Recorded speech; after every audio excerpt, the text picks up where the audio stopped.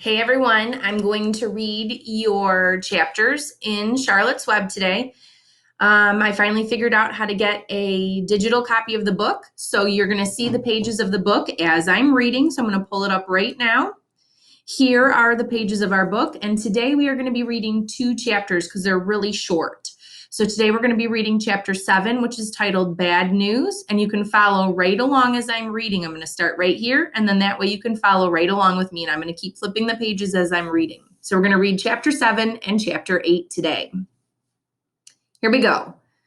Chapter 7, Bad News. Wilbur liked Charlotte better and better each day. Her campaign against insects seemed sensible and useful. Hardly anybody around the farm had a good word to say for a fly. Flies spent their time pestering others. The cows hated them. The horses detested them. The sheep loathed them. Mr. and Mrs. Zuckerman were always complaining about them and putting up screens. Wilbur admired the way Charlotte managed. He was particularly glad that she always put her victim to sleep before eating it. "It's real thoughtful of you to do that, Charlotte," he said. "Yes," she replied in her sweet musical voice. "I always give them an anesthetic so they won't feel pain. It's a little service I throw in." Does anyone know what anesthetic is? That's a little medicine that some doctors can give you if you're having surgery or if you're having something done, and it just kind of numbs the area for a little bit. So that's what that word means. As the days went by, Wilbur grew and grew. He ate 3 big meals a day. He spent long hours lying on his side, half asleep, dreaming pleasant dreams. He enjoyed good health and he gained a lot of weight. One afternoon, when Fern was sitting on her stool, the oldest sheep walked into the barn and stopped to pay a call on Wilbur. "Hello," she said. "Seems to me you're putting on weight."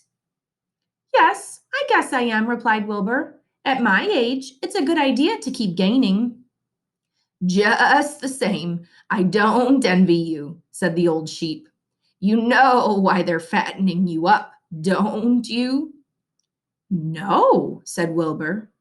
"Well, I don't like to spread bad news," said the sheep, "but they're fattening you up because they're going to kill you. That's why." "They're going to what?" screamed Wilbur. Fern grew rigid on her stool. "Kill you, turn you into smoked bacon and ham," continued the old sheep. "Almost all young pigs get murdered by the farmer as soon as the real cold weather sets in. There's a regular conspiracy around here to kill you at Christmas time. Everybody is in on the plot. Lurvy, Zuckerman, even John Arable." "Mr. Arable," sobbed Wilbur. "Fern's father?" "Certainly. When a pig is to be butchered, everybody helps. I'm an old sheep, and I see the same thing, same old business year after year. Arable arrives with his 22, shoots the—" "Stop!" screamed Wilbur. "I don't want to die. Save me, somebody, save me." Fern was just about to jump up when a voice was heard. "Be quiet, Wilbur," said Charlotte, who had been listening to this awful conversation. "I can't be quiet," screamed Wilbur, racing up and down. "I don't want to be killed. I don't want to die. Is it true what the old sheep says, Charlotte? Is it true they are going to kill me when the cold weather comes?" "Well," said the spider, plucking thoughtfully at her web, "the old sheep has been around this barn a long time. She has seen many a spring pig come and go. If she says they plan to kill you, I'm sure it's true. It's also the dirtiest trick I have ever heard of. What people don't think of." Wilbur burst into tears. I don't want to die, he moaned. I want to stay alive right here in my comfortable manure pile with all my friends. I want to breathe the beautiful air and lie in the beautiful sun. You're certainly making a beautiful noise, snapped the old sheep. I don't want to die, screamed Wilbur, throwing himself to the ground. You shall not die, said Charlotte briskly. What? Really? Cried Wilbur. Who's going to save me? I am, said Charlotte. How? Asked Wilbur. That remains to be seen, but I am going to save you, and I want you to quiet down immediately. You're carrying on in a childish way. Stop your crying. I can't stand hysterics. Chapter 8, A Talk at Home. On Sunday morning, Mr. and Mrs. Arable and Fern were sitting at breakfast in the kitchen. Avery had finished and was upstairs looking for his slingshot. Did you know that Uncle Homer's goslings had hatched? Asked Fern. How many? Asked Mr. Arable. 7, replied Fern. There was 8 eggs, but 1 egg didn't hatch, and the goose told Templeton she didn't want it anymore, so he took it away. The goose did what? Asked Mrs. Arable, gazing at her daughter with a queer, worried look. Told Templeton she didn't want the egg anymore, repeated Fern. Who is Templeton? Asked Mrs. Arable. He's the rat, replied Fern. None of us like him much. Who's us? Asked Mr. Arable. Oh, everybody in the barn cellar. Wilbur and the sheep and the lambs and the goose and the gander and the goslings and Charlotte and me. Charlotte, said Mrs. Arable. Who's Charlotte? She's Wilbur's best friend. She's terribly clever. What does she look like? Asked Mrs. Arable. Well, said Fern thoughtfully, she has 8 legs. All spiders do, I guess.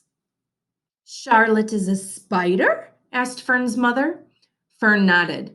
A big gray one. She has a web across the top of Wilbur's doorway. She catches flies and sucks their blood. Wilbur adores her. Does he really? Said Mrs. Arable rather vaguely. She was staring at Fern with a worried expression on her face. Oh, yes, Wilbur adores Charlotte, said Fern. Do you know what Charlotte said when the goslings hatched? I haven't the faintest idea, said Mr. Arable. Tell us. Well, when the first gosling stuck its little head out from under the goose, I was sitting on my stool in the corner, and Charlotte was on her web. She made a speech. She said, I am sure that every one of us here in the barn cellar will be gratified to learn that after 4 weeks of unremitting effort and patience on the part of the goose, she now has something to show for it. Don't you think that's a pleasant thing for her to say? Yes, I do, said Mrs. Arable. And now, Fern, it's time to get ready for Sunday school. And tell Avery to get ready. And this afternoon, you can tell me more about what goes on in Uncle Homer's barn. Aren't you spending quite a lot of time there? You go there almost every afternoon, don't you? I like it there, replied Fern. She wiped her mouth and ran upstairs. After she left the room, Mrs. Arable spoke in a low voice to her husband. I worry about Fern, she said. Did you hear the way she rambled on about the animals, pretending that they talked? Mr. Arable chuckled. Maybe they do talk, he said. I've sometimes wondered. At any rate, don't worry about Fern. She's just got a lively imagination. Kids think they hear all sorts of things. Just the same, I do worry about her, replied Mrs. Arable. I think I shall ask Dr. Dorian about her the next time I see him. He loves Fern almost as much as we do, and I want him to know how queerly she is acting about that pig and everything. I don't think it's normal. You know perfectly well animals don't talk. Mr. Arable grinned. Maybe our ears aren't as sharp as Fern's, he said.